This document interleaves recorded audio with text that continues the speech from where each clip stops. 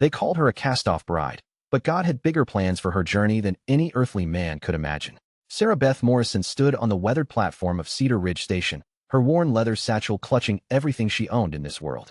The late autumn wind carved through her threadbare coat, carrying the scent of wood smoke and distant snow, while amber leaves danced around her feet like scattered dreams. Her fingers traced the cracked spine of her mother's Bible, the only inheritance that mattered now, as she whispered a prayer for strength she wasn't sure she possessed. Before we continue, let us know where you're watching from and what time it is for you. Your comment helps our community grow stronger. Thanks, and let's get back to the story. The train's whistle faded into the Colorado wilderness, leaving Sarah Beth alone with her courage and the promise she'd made to herself back in Philadelphia. Never again would she allow another person to define her worth. The humiliation of being abandoned at St. Matthew's altar still burned in her chest, but somewhere between Pennsylvania and this rugged frontier town, she'd begun to believe that perhaps her former fiancé's rejection had been God's protection rather than punishment. Martha Henley emerged from the boarding house across the dusty street, her gray hair pinned beneath a practical bonnet, her weathered hands brushing flour from her apron. Something in the older woman's steady gaze told Sarah Beth that Cedar Ridge might hold more kindness than judgment, a mercy she desperately needed after months of whispered gossip and pitying stares. "You look like someone who's traveled far and carries more than luggage," Martha observed, her voice warm as fresh-baked bread. Sarah Beth felt tears threaten behind her eyes, surprised by the stranger's gentle perceptiveness. The boarding house keeper didn't ask about Sarah Beth's past or demand explanations for her solitary arrival. Instead, she offered something precious, a chance to earn her keep through honest work, dignity intact. The room Martha showed her was small but clean, with a window facing west toward the mountains. Sunlight filtered through gingham curtains, painting golden squares on the pine floor, and Sarah Beth felt her first stirring of hope since that terrible morning when she'd stood in her wedding dress, waiting for a groom who never came. This space felt like possibility, like the blank page of a new chapter waiting to be written. That first Sunday, Sarah Beth made her way to Cedar Ridge Community Church, a modest building with a bell tower that sang across the valley. Pastor Thomas welcomed her with calloused hands that spoke of working alongside his congregation, building both structures and faith together. The small congregation included families weathered by frontier life but rich in fellowship, their voices joining in hymns that seemed to echo off the mountain peaks surrounding their valley. It was after the service that Pastor Thomas mentioned Daniel Carpenter, a widowed rancher struggling to care for his 80-year-old daughter while managing his spread in the foothills. The man needed help, not charity, and Sarah Beth's teaching experience back east made her a potential answer to prayer. She agreed to meet with him, sensing that God might be opening a door she'd never expected to walk through. Daniel arrived at the boarding house the following Tuesday, his hat in his hands and uncertainty in his dark eyes. He was younger than Sarah Beth had imagined, probably no more than 30, with shoulders broadened by years of hard work and grief etched in the lines around his mouth. When he spoke of his daughter Lucy, his voice carried both fierce love and helpless worry. The child had barely spoken since her mother's death 6 months earlier, and Daniel feared he was failing her in ways he didn't understand. Something in his quiet desperation reminded Sarah Beth of her own father, who'd raised her alone after her mother's passing. She knew the particular loneliness of a man trying to fill roles he'd never been taught, the way love could feel inadequate in the face of another person's pain. When she offered to help care for Lucy, Daniel's relief was so profound that Sarah Beth felt called to this work in ways that went beyond mere employment. The Carpenter Ranch sat in a valley carved by Silver Creek, with meadows that rolled toward aspen groves already dressed in autumn gold. The house was sturdy but showed signs of neglect, the kind of details a grieving man might overlook while simply surviving each day. Sarah Beth noticed the curtains hanging crooked, the garden overgrown with weeds, the front porch swept clean but lacking the touches that made a house feel like home. Lucy Carpenter was a beautiful child with her father's dark eyes and hair that curled like her mother's, according to the photograph on the mantel. She watched Sarah Beth with the wariness of someone who'd learned that people could disappear without warning, her small hands never straying far from her father's presence. The first week passed in careful observation, with Lucy studying this new woman who moved through their kitchen with gentle efficiency, humming hymns while she prepared meals and tended to household tasks. Sarah Beth didn't push for conversation or force affection. Instead, she created spaces where connection might grow naturally. She baked molasses cookies the way her own mother had taught her, leaving them cooling on the windowsill where their scent filled the kitchen with warmth. She read aloud from books about faraway places while Lucy played nearby, her voice carrying stories across the silence that had settled over the house like dust. Gradually, Lucy began to venture closer during these reading sessions, first sitting across the room, then moving to a chair nearby, finally settling on the floor beside Sarah Beth's chair where she could see the pictures in the books. The first time Lucy asked a question about a story, her voice barely above a whisper, Sarah Beth felt her heart expand with gratitude for this small breakthrough. The evening ritual of family prayers became a cornerstone of their developing routine. Daniel would gather his daughter close while Sarah Beth sat across from them, and together they would thank God for the day's blessings and ask for guidance in the challenges ahead. These moments of shared faith created bonds that went deeper than the practical arrangements of employment, weaving their lives together in ways that felt both surprising and inevitable. As October surrendered to November, Sarah Beth found herself settling into rhythms that felt more like family than work. She helped Lucy with her letters and numbers, teaching her the same songs her own mother had sung, watching the child's personality emerge like flowers after rain. Daniel began lingering in the kitchen after meals, sharing stories about the ranch and his dreams for Lucy's future, his conversation revealing depths of thoughtfulness that his quiet exterior had hidden. The first snow came early that year, blanketing the valley in silence so pure it seemed to muffle even thoughts.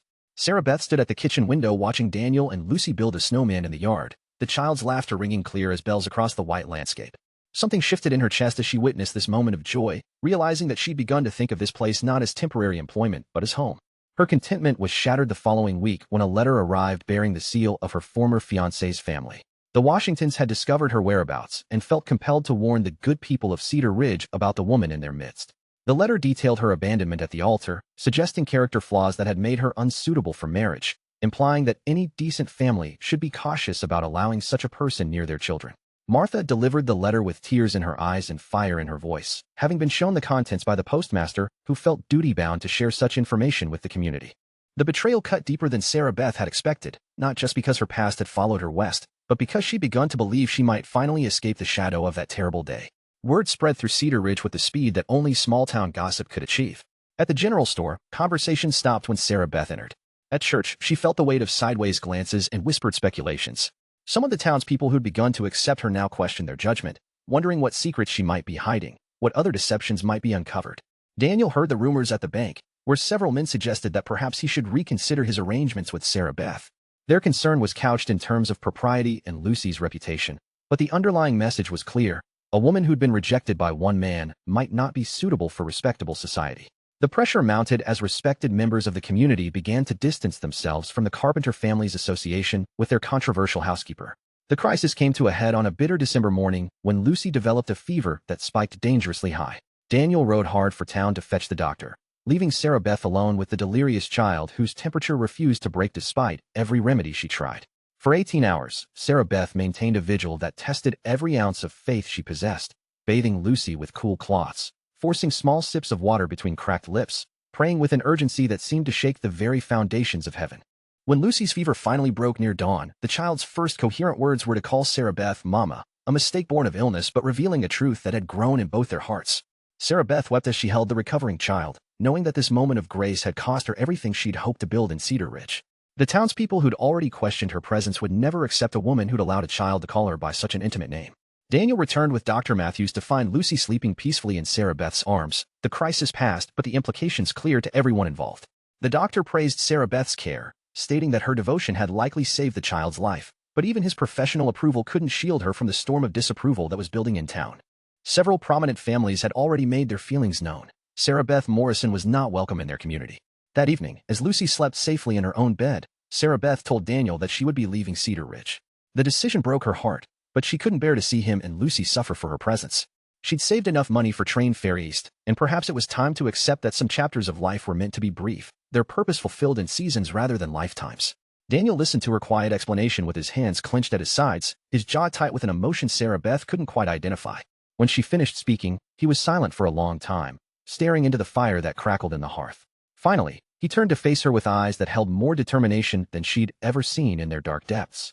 The next Sunday, Daniel Carpenter stood before the congregation of Cedar Ridge Community Church with Lucy's small hand in his own and words that would be remembered long after the last snow melted from the valley. He spoke of Sarah Beth's character as he'd witnessed it, not through gossip or speculation, but through months of daily observation. He described her gentle care of his daughter, her faithful participation in their family prayers, her quiet strength in the face of judgment and rejection. Most powerfully, he testified to the night she'd saved Lucy's life, sitting by the child's bedside when any hired worker would have sent for help and waited. He told the congregation that he'd found in Sarah Beth Morrison the kind of Christian woman who lived her faith through service rather than words, who'd shown his daughter what godly love looked like when the world seemed cold and uncertain. Then Daniel did something that shocked even Sarah Beth, who sat in the back pew with tears streaming down her face. He asked the congregation to pray for guidance as he considered proposing marriage to this woman who'd brought healing to his broken family. He didn't ask for their approval or permission, but he wanted them to understand that he'd found in Sarah Beth not just a suitable wife, but a partner in faith who'd already proven her devotion to his child and their shared life. The silence that followed his words stretched long enough for everyone to examine their own hearts and motivations. Pastor Thomas rose slowly, his weathered face thoughtful as he looked out over his congregation. He reminded them of Christ's teaching about judging others, about the danger of casting stones when none of them were without sin. He spoke of redemption and second chances, of the way God could write beautiful stories from the most unlikely beginnings. Martha Henley was the first to stand, her voice carrying clearly through the sanctuary as she shared her own observations of Sarah Beth's character. Others followed, including Dr. Matthews, who testified to her skill and devotion during Lucy's illness. Even families who'd initially joined the Whisper campaign found themselves reconsidering their judgments in the light of such overwhelming testimony to Sarah Beth's worth. The proposal came 3 days later, not in the grand romantic style of storybooks but in the quiet honesty that had characterized their entire relationship. Daniel found Sarah Beth in the kitchen where she was teaching Lucy to make bread, flour dusting both their aprons as they worked together with the easy cooperation of a family. He watched them for a moment, his heart full of certainty about the future he wanted to build. "Sarah Beth Morrison," he said, and something in his tone made both females turn to face him with expectant eyes. "You've already made yourself part of this family in every way that matters. Lucy and I would be honored if you'd make it official by becoming my wife and her mother in the eyes of God in this community." Lucy's delighted squeal filled the kitchen as she threw flowery arms around both adults, her joy so pure it seemed to bless the moment with divine approval. Sarah Beth looked into Daniel's steady gaze and saw not pity or convenience, but genuine love built on respect and shared faith. Her acceptance came through tears of gratitude, amazed that God had led her through heartbreak to this unexpected blessing. Their wedding took place in the Cedar Ridge Community Church on the first Sunday in March, with spring flowers decorating the altar and the entire congregation witnessing their vows. Sarah Beth wore a simple blue dress that Martha had helped her sew, her only jewelry the gold band that Daniel placed on her finger with promises of love and faithfulness. Lucy stood beside them as witness to the ceremony that officially made them the family they'd already become in their hearts. Pastor Thomas spoke of new beginnings and God's perfect timing, of how the Lord could take the most painful circumstances and weave them into stories of redemption that blessed entire communities. As Sarah Beth and Daniel exchanged rings, many in the congregation wiped away tears, moved by the witness of love that had grown from service and survived the test of judgment. 6 months later, Sarah Beth Carpenter stood in her garden, watching her husband teach their daughter to ride the gentle mare he'd bought for her birthday. The vegetables she'd planted were thriving in the mountain soil, and the house hummed with the kind of life that comes from daily love and shared purpose. She'd begun teaching Sunday school at the church, sharing her gift for education with the children of families who'd once questioned her presence in their community. The transformation was complete not just in her circumstances but in her heart.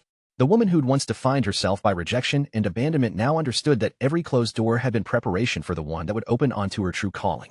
She taught Lucy and the other children that God's timing was perfect even when it didn't match human expectations, that sometimes the greatest blessings came disguised as the deepest disappointments. On quiet evenings when the family gathered for prayer, Sarah Beth would thank God not just for the husband and daughter he'd given her but for the journey that had brought her to them. The abandoned bride had found her true home not in the plans she'd made but in the purpose he'd prepared, learning that new chapters begin when hearts are surrendered to divine timing rather than human understanding.